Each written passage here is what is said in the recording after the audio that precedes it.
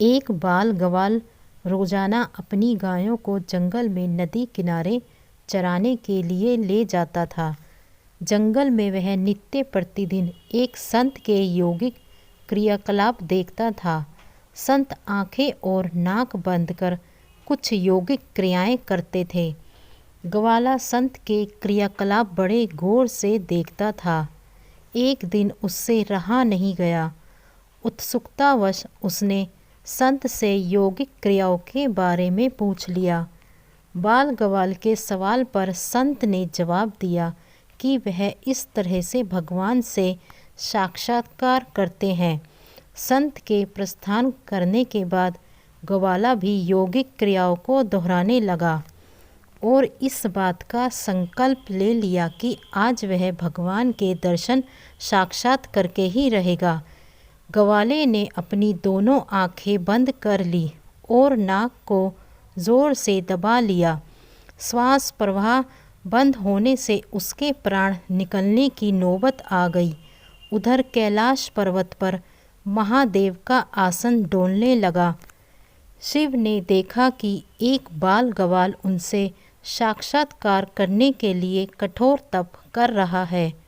उसके हठ को देखकर शिव प्रकट हुए और बोले, वत्स, मैं तुम्हारी तपस्या से प्रसन्न हूँ और तुमको दर्शन देने आया हूँ। ग्वाले ने बंद आँखों से इशारा कर पूछा, आप कौन हो? भोलेनाथ ने कहा, मैं वही भगवान हूँ जिसके लिए तुम इतना कठोर तप कर रहे हो। ग्वाले ने आंखें खोली और सबसे पहले एक रस्सी लेकर आया। चूंकि उसने कभी भगवान को देखा नहीं था, इसलिए उसके सामने पहचान का संकट खड़ा हो गया। उसने भगवान को पेड़ के साथ रस्सी से बांध दिया और साधु को बुलाने के लिए भागकर गया। संत तुरंत उसकी बातों पर यकीन करते हुए दौड़े हुए आए, लेकिन संत को कहीं पर भी भगवान नज़र नहीं आए। संत ने बाल ग्वाल से कहा, मुझे तो कहीं नहीं दिख रहे। तब ग्वाले ने भगवान से पूछा, प्रभु, आप यदि सही में भगवान हो तो साधु महाराज को दिख क्यों नहीं रहे हो? तब भगवान ने कहा, जो भक्त छल कपट रहित सच्चे मन से मुझे याद करता है, मैं उसको दर्शन देने के लिए दौड़ा चला आता हूँ।